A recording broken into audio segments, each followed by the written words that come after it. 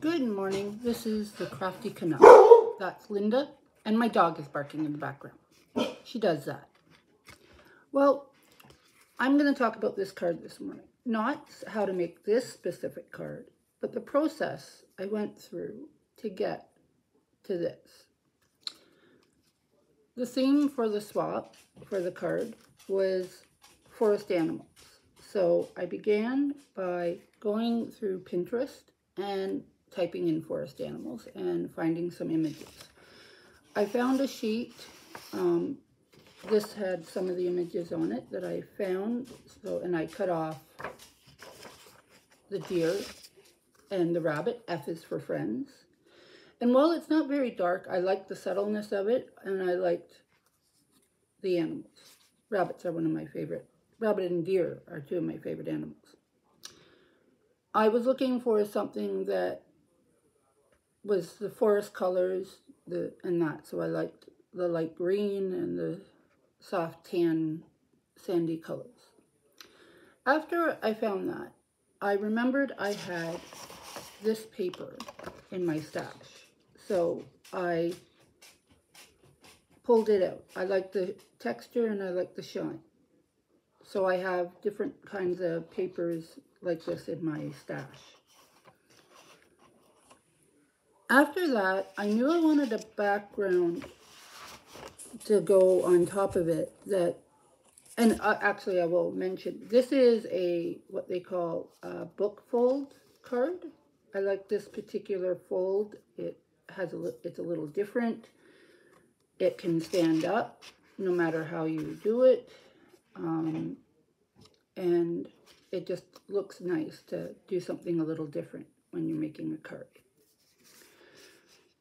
So I knew I would want to put something along the edge and in the middle. So that's how I ended up with the shiny metallic textured background. Following that, I wanted something to go along with it. I like plaid, especially forest. Plaid goes nice with the forest. I'm a Canadian, so plaid is a big thing. But I did go through various papers and different possibilities I had.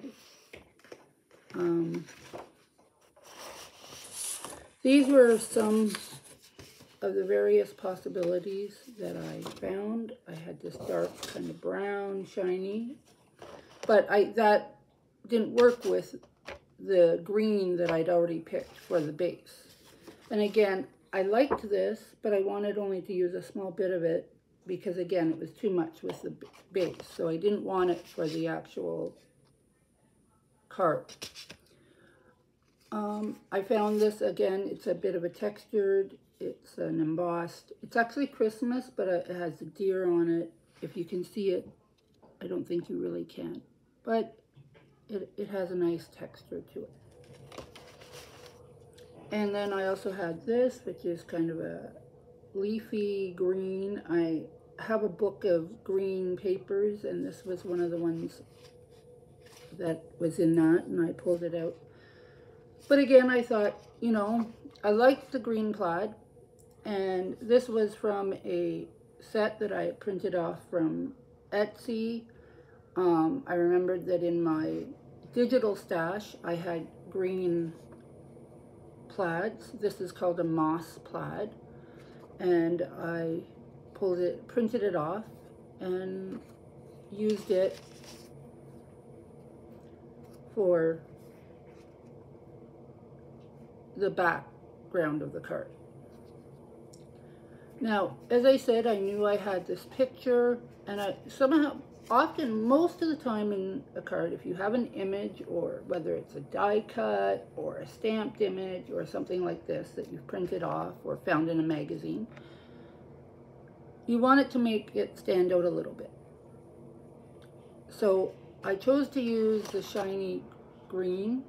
Again, I could have used some other things. I had this plain green, which I set up, but I thought it didn't stand out quite enough. Or I also had this gold, and I tried it, and it just didn't work with the plaid that I had picked out.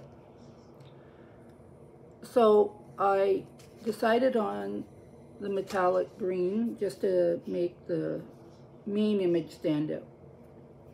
Once I had the base, the background, and the main image selected,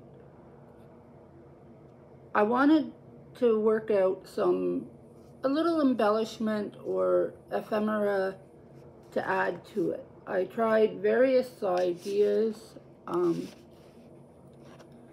I had this green with trees, green trees, white circle, and that was probably what that was what I almost went with.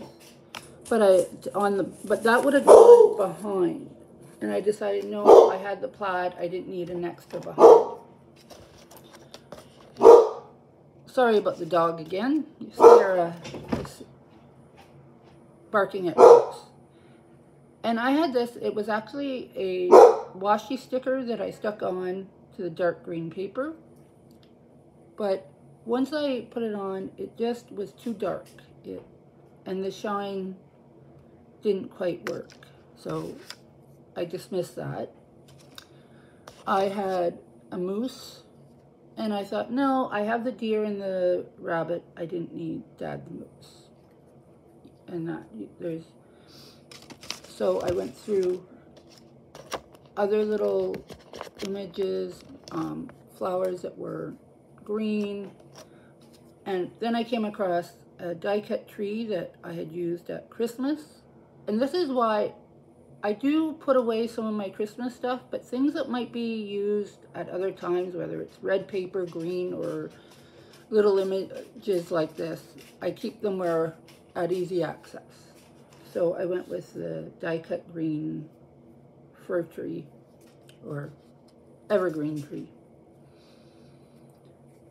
And so once I had that, I decided here needed something.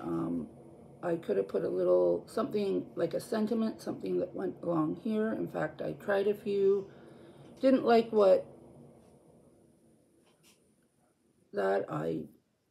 so I found these green, just enamel dots, and that have a little shiny bling to them that work nicely.